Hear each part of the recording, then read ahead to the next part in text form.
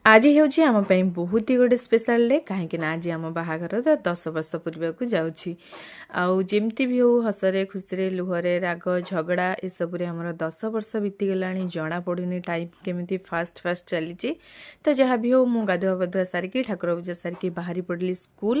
ଆଉ ଏପଟେ ଛୁଆ 2 ଜଣ ଶୋଇଛନ୍ତି ଶୀତ ଦିନ ବୋଲି ଟିକେ ଉଠିବାକୁ ଇଚ୍ଛା ହେଉନି। ଆଉ ଯେମିତି ମୁଁ ସ୍କୁଲ ବାହାରିଛି ଦେଖନ୍ତୁ 2 ଜଣ ଉଠିକି ମୋ କୋଡ଼ରେ ବସିଗଲେ ଆଉ ମୋତେ ଛାଡ଼ିବା ପାଇଁ ନାରାଜ। ତାପରେ ବାଧ୍ୟ ହୋଇ ମୁଁ କାଲି ଆଣିଥିବା ଚକୋଲେଟ୍କୁ ତାଙ୍କ 2 ଜଣଙ୍କୁ ଦେଇଥିଲି।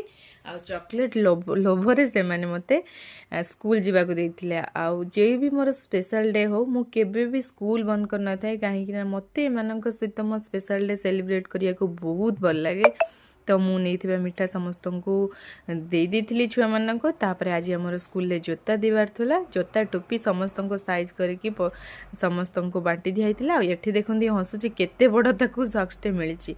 ଦ୍ୱିପରେ ଘରକୁ ଫେରି ଖାଇ ପିଇ ବସି ପଡ଼ିଲି ଭାଇର କ୍ରିକେଟ ଟୁର୍ଣ୍ଣାମେଣ୍ଟ ଦେଖିବା ପାଇଁ। ଯେହେତୁ ସେ ତାଳଚେର ବ୍ରାଞ୍ଚରେ ଅଛି ପ୍ରତିବର୍ଷ LIC ତରଫରୁ ତାଙ୍କର ବ୍ରାଞ୍ଚ ସ୍ତରୀୟ କ୍ରିକେଟ ଟୁର୍ଣ୍ଣାମେଣ୍ଟ ହୁଏ। ଆଉ ମୋ ଭାଇ ସବୁଥର ଭଲ ପ୍ରଦର୍ଶନ କରେ। ଆଉ ଏଥର ତାଙ୍କ ମ୍ୟାଚ୍ ୟୁଟ୍ୟୁବ ଲାଇଭ୍ରେ ମଧ୍ୟ ଆସୁଥିଲା, ସେଥିପାଇଁ ଆମେ ସବୁ ଦେଖିବାକୁ ବସିଯାଇଥିଲୁ। ଆଉ ଏଥର ମଧ୍ୟ ତାଙ୍କ ବ୍ରାଞ୍ଚ ଚାମ୍ପିୟନ ହେଇଥିଲା। ତାପରେ ସନ୍ଧ୍ୟାରେ ଶାଶୁ ଘରକୁ ଯାଇ ସେଠି କେକ୍ କାଟିଥିଲୁ। ତାପରେ ହୋଟେଲ ଯାଇଥିଲୁ ଡିନର କରିବା ପାଇଁ। ଫାଷ୍ଟ ତ ଟିକେ ସୁପ୍ ମଗାଇ ପିଇଥିଲୁ ଶୀତ ଦିନ ପାଇଁ। ତାପରେ ଷ୍ଟାର୍ଟର ଅର୍ଡ଼ର କରାଯାଇଥିଲା। ତ ଷ୍ଟାର୍ଟରରେ ଥିଲା ଆମର ଚିଲି ଚିକେନ୍ କାହିଁକିନା ହଜବେଣ୍ଡକୁ ଏଇ ରେଷ୍ଟୁରାଣ୍ଟର ଚିଲି ଚିକେନ୍ଟା ବହୁତ ପସନ୍ଦ ଲାଗିଥିଲା। ସେଥିପାଇଁ ଆମେ ଚିଲି ଚିକେନ୍ ସହିତ ଆଉ ଗୋଟେ ସେଇ ଟାଇପ୍ର ଗୋଟେ କ'ଣ ଚିକେନ୍ର ଆଇଟମ୍ ମଗେଇଥିଲୁ।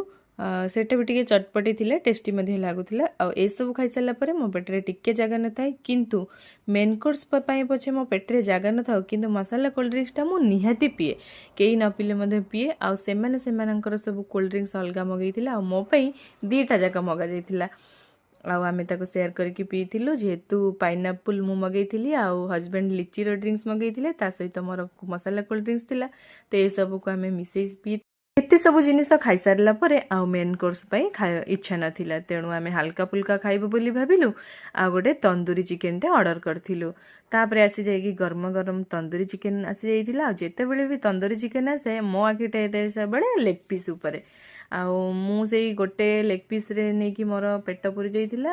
ବାକି ମୁଁ ଖାଇବା ପାଇଁ ମନା କରିଥିଲା, ବାଧ୍ୟରେ ମୋତେ ଲେଗ୍ ପିସ୍ଟା ଦିଆଯାଇଥିଲା। ତାପରେ ଫେରିକି ଆମେ ସେଲିବ୍ରେଟ୍ କରିଥିଲୁ ଛୁଆମାନଙ୍କ ସହିତ। ଆଉ ଦେଖନ୍ତୁ ସେମାନେ କେତେ ଖୁସିରେ, କାହାର ଜନ୍ମଦିନ ଯଦି କେକ୍ ଦେଖିଲେ ସେମାନେ କେତେ ଖୁସିରେ ଖାଲି ଡେଇଁବେ ନାଚିବେ ହାପି ବାର୍ଥଡେ ଆନିଭର୍ସରୀ କହିପାରୁନାହାନ୍ତି। ମୋ ଛୁଆ ଖାଲି କହୁଛନ୍ତି happy birthday to you, happy birthday to you. ତ ଫାଇନାଲି ଆମେ କେକ୍ କାଟିଲୁ। କେକ୍ କାଟି ସାରିଲା ପରେ ଦେଖନ୍ତୁ ସେମାନେ କେମିତି ଗୀତରେ ନାଚୁଛନ୍ତି ଆଉ ଆମକୁ କେମିତି କେକ୍ ଟିକେ ଟିକେ ଖୋଇ ଦେଉଛନ୍ତି। ଆଉ ଏଇଟା ଥିଲା ଆମର ଓଭରଅଲ୍ 10th ଆନିଭର୍ସରୀ ସେଲିବ୍ରେସନ୍।